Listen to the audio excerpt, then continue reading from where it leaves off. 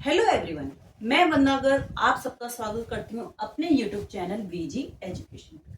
RPSC first grade 25-26 जिसकी एक सामान्य परिचर्चा मैंने अपनी लास्ट वीडियो में करी थी कि आरपीएससी फर्स्ट ग्रेड की शून्य से शुरुआत आप किस तरीके से कर सकते हो। इस वीडियो में हम जो बात करेंगे वो करेंगे अपने आरपीएससी फर्स्ट ग्रेड के फर्स्ट पेपर मैथ के बारे में।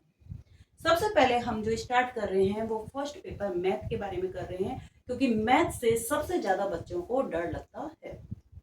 तो किसी भी सब्जेक्ट की शुरुआत करने से पहले हमेशा ये ध्यान रखना बच्चे कि हमें उसके सिलेबस की परिचर्चा होनी चाहिए कि उसमें कौन कौन से पॉइंट आपके मैथ के सिलेबस में आते हैं। अगर मैं मैथ की बात करूं तो सिलेबस में उसके पास आते हैं ओनली संख्या पद्धति यानी कि नंबर सिस्टम, उसके बाद उसमें आता है बहुपद यानी कि पॉलिनोमियल्स और क्षेत्रमिति यानी कि मेंसुरेशन। ओनली 3 पॉइंट्स है, 3 पॉइंट्स के ऊपर आपके मैथ के सारा का सारा सिलेबस कवर हो रहा है और इन 3 पॉइंट से आप मान के चलिए कम से कम आपके पास 7 क्वेश्चंस तो आपको मिल ही जाएंगे, क्योंकि 2 क्वेश्चंस आपको स्टैटिक्स के मिल जाते हैं और 2 या 3 क्वेश्चंस आपको रीजनिंग के भी मिल सकते हैं। तो 7 क्वेश्चंस आप इसी 3 टॉपिक से अंदर हम बना सकते हैं। 3 टॉपिक्स हमें क्लियर हो गया मैथ में कि हमारे पास एक नंबर सिस्टम आएगा, एक पॉलिनोमियल्स आएगा और थर्ड आपके पास मेंसुरेशन आएगा।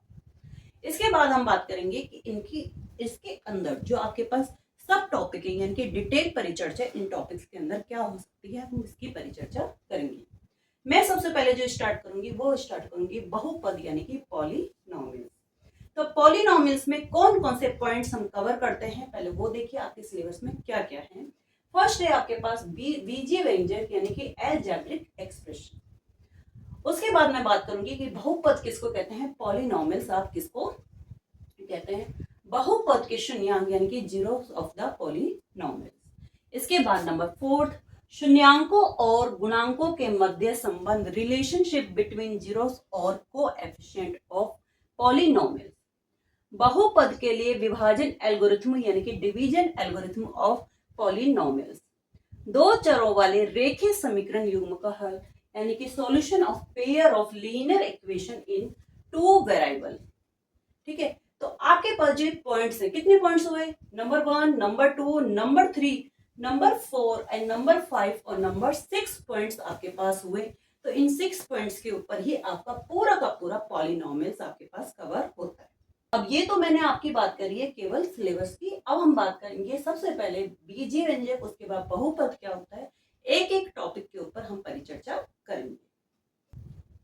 चलिए तो स्टार्ट करते हैं अपना बहुपद। बहुपद मतलब कि पॉलिनोमियल्स। जैसे कि नाम से आपको क्लियर हो रहा है बहुपद जिसमें बहुत सारे पद होते हैं। पॉली मतलब बहुत, नोमियल्स मतलब पद, जिसमें बहुत सारे टर्म्स होते हैं, उसी को क्या बोलते हैं, बहुपद। लेकिन बहुपद को समझने से पहले हमें कुछ टर्म समझना चाहिए, कुछ पॉइंट हमें समझना चाहिए। जैसे कि फर्स्ट है आपके पास आपको चर यानी कि वेरिएबल। वेरिएबल क्या होते हैं, वेरिएबल वो होते हैं जिसका मान स्थिर नहीं होता है, जिनका मान स्थिर नहीं होता है। जैसे कि मैंने आपको बोला कि आप x का मान सोचिए या y का मान सोचिए, तो हो सकता है कि आप x का जो मान सोचते हैं आप सोचते हैं 3, मैंने x का मान सोच लिया है कि 4, तो सबने अपने अपने अनुसार x का मान सोचा है। तो वो मान जिसका मान स्थिर नहीं होता है तो उनको आप क्या बोलते हो, वेरिएबल यानी कि चर, जिसको हम रिप्रेजेंट किससे करते हैं, A B C X Y Z P Y Q, किसी से भी आप उसको रिप्रेजेंट कर सकते हो। सेकंड हम वर्ड पढ़ते हैं, वो पढ़ते हैं अचर। अचर का मतलब क्या होता है, कांस्टेंट, यानी कि जिसका मान हमेशा स्थिर होता है। जैसे कि कोई भी संख्या 5, तो 5 आपके लिए भी वही 5 है जो मेरे लिए 5 है। 3 आपके लिए भी वही 3 है, 3 का मान 3 है जो आपके लिए है वही मेरे लिए है। तो उसको क्या बोलते हैं, अचर यानी कि कांस्टेंट। यानी कि आई थिंक क्लियर हो गया होगा कि चर क्या होता है और अचर क्या होता है, वेरिएबल क्या होता है और कांस्टेंट क्या होता है। अब बात करते हैं बीजीय व्यंजक यानी कि अलजेब्रिक एक्सप्रेशन। बीजीय व्यंजक यानी कि अलजेब्रिक एक्सप्रेशन का मतलब क्या होता है, जब चर और अचर दोनों के संयोजन से आप कुछ भी लिखते हो तो वो सारा का सारा क्या कहलाता है, बीजीय व्यंजक यानी अलजेब्रिक एक्सप्रेशन। जैसे कि मान लीजिए x + 3 √x + 7 √7 + x + 1 अपॉन में x, 3x की power 3 2x² plus 3x³ plus 5x, कुछ भी आप लिख लीजिए, कोई सा भी आप लिख लीजिए जो चर और अचर के संयोजन से मिला के आप बनाते हो, तो वो सारे के सारे क्या कहलाते हैं आपके पास? बीजीय व्यंजक कहलाते हैं, आपके पास अलजेब्रिक एक्सप्रेशन कहलाते हैं। तो 3 पॉइंट आपके शायद क्लियर हो गए होंगे। पहला आपके पास चर यानी कि वेरिएबल, दूसरा आपके पास अचर यानी कि कांस्टेंट, और थर्ड आपके पास बीजीय व्यंजक यानी कि अलजेब्रिक एक्सप्रेशन।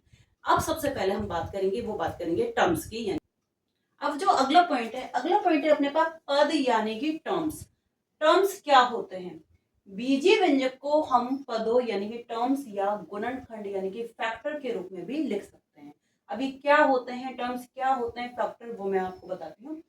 पद यानी कि टर्म्स जो है उसको प्लस या माइनस के चिन्ह के द्वारा ही हम उसको अलग करते हैं, जबकि यदि आप मल्टीप्लाई का साइन यानी कि गुणा का साइन या फिर आप डिवाइड यानी कि भाग का साइन अगर आप लगाते हो तो वो एक ही पद कहलाता है। जैसे कि मान लीजिए आपने लिखा 5x, तो जो 5 है वो x के साथ क्या हो रहा है? मल्टीप्लाई हो रहा है। 5 जो है वो x के साथ मल्टीप्लाई हो रहा है, तो इसको आप क्या कहेंगे? इसको आप एक ही पद बोलेंगे, क्योंकि गुणा के साथ कोई भी आपके पास चर और अचर राशि आपस में मिलती है तो वो एक ही पद कहलाती है। जैसे कि 7x², यहाँ x² 7 के साथ क्या हो रहा है? मल्टीप्लाई हो रहा है, तो यह आपका एक ही पद कहलाएगा। xy यानी कि xy के साथ मल्टीप्लाई हो रहा है, तो ये भी आपका एक ही पद कहलाएगा। इसी तरीके से x/y भी अगर आप लिख देते हो तो यहाँ x जो है वो y से डिवाइड हो रहा है, भाग हो रहा है, तो ये भी आपका एक ही पद कहलाएगा। लेकिन अगर आप इसको इस तरीके से लिखते हो 5x प्लस 7x², 5x के साथ 7x² को आप प्लस कर दो, यानी कि आपने उन दोनों को क्या कर दिया? मिला दिया है, तो ये कितने पद कहलाएंगे? 2 पद कहलाएंगे। इसी तरीके से 5x प्लस में 7x² माइनस में xy, यहाँ पर आपके पास कितने पद हो गए? नंबर 1, नंबर 2 और नंबर 3।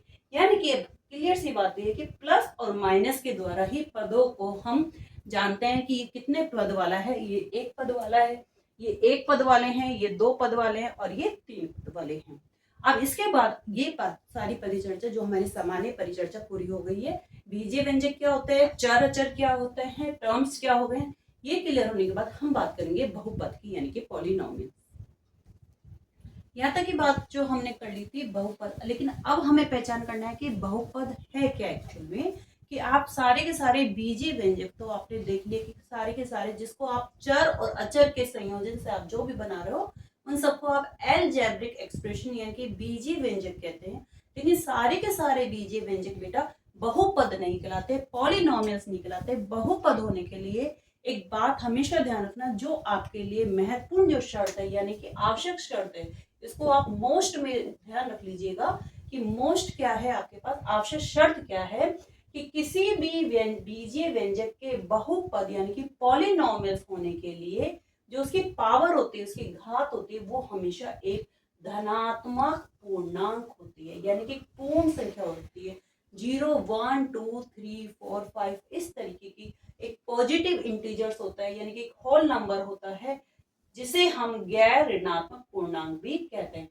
जैसे कि मैंने आपको बोला 3x, तो यहाँ जो x की पावर है वो कितनी दे रखी है आपके पास? कितनी है उसकी पावर? 1 है। x की पावर क्या है यहाँ पर? 1। मैंने आपको बोला 3x की पावर 2, यहाँ x की पावर क्या है? 2 है। तो ये दोनों ही क्या है? ये बहुपद है, क्योंकि यहाँ पर जो इनकी घात है, इनकी पावर है, वो दोनों क्या है? वो एक पूर्ण संख्या है। अगर मैं आपके सामने अब लिख देती हूँ इस तरीके से कि 3x इसकी पावर 1/2, 3x की पावर कितनी है? 1/2 है, तो यह एक बहुपद नहीं है, क्योंकि x की पावर कितनी दे रखी है? 1/2 दे रखी है, जो कि एक पूर्ण संख्या नहीं। इसी तरीके से आपको और मैं एग्जांपल दे सकती हूँ। मैंने लिखा आपके सामने 3√x, 3 + √x, तो यहाँ पे जो x की पावर है वो क्या है? 1/2 है, 1/2 है। तो 1/2 कभी भी आपके पास बहुपद नहीं कहलाएगा, पॉलिनोमियल्स नहीं कहलाएगा, क्योंकि यहाँ पर जो पावर है x की वो कितनी है? 1/2 है। इसी तरीके से अगर मैं अभी आपके सामने एक और पॉइंट बताती हूँ, मैंने लिखा आपके सामने x + x 1/x, तो यहाँ पर अब आप देखोगे तो आपको दिखने में लगेगा कि मैम यहाँ जो x की पावर है वो भी 1 दिख रही है मुझे, और यहाँ भी x की पावर 1 दिख रही है, तो ये तो एक पॉलिनोमियल्स है बच्चे, ये एक पॉलिनोमियल्स नहीं है। क्योंकि पॉलिनोमियल्स के लिए हमेशा ध्यान रखना, जो वेरिएबल की जो पावर होगी उसकी जांच हमेशा हम किससे करते हैं, अंश के द्वारा करते हैं, यानी कि न्यूमरेटर के द्वारा करते हैं। यहाँ जो ये x है, जब ये x आपके पास ऊपर चला जाएगा तो इसकी पावर क्या हो जाएगी, माइनस में, यानी कि ऋणात्मक चिन्ह में आपके पास रिप्रेजेंट होगी।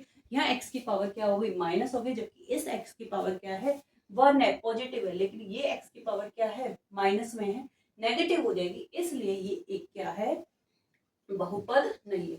तो बहुपद के लिए जो आवश्यक शर्त है वो यही है कि किसी भी व्यंजक, बीजीय व्यंजक जिसके लिए बहुपद होने के लिए आपको क्या चाहिए, पावर कैसे चाहिए, पॉजिटिव चाहिए, यानी कि 0, 1, 2, 3, 4, 5, जिसको हम एक गैर ऋणात्मक पूर्णांक भी कहते हैं।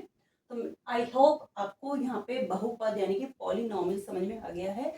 अगली वीडियो में पॉलिनोमियल्स के बहुत सारे मैं एग्जांपल आपको दूंगी, ताकि आपको एकदम क्लियर नजर आ जाए कि पॉलिनोमियल्स आखिर होते क्या हैं, आपके माइंडसेट में एकदम क्लियर हो जाए कि जैसे ही आप देखोगे कि हाँ ये पॉलिनोमियल्स है या नहीं, आपको एकदम क्लियर हो जाएंगे। तो मिलते हैं अगली वीडियो में, तब तक के लिए bye bye, take care, have a nice day. यदि आपको मेरी वीडियो पसंद आई है तो वीडियो को लाइक करना, शेयर करना और चैनल को सब्सक्राइब करना ना भूलिएगा।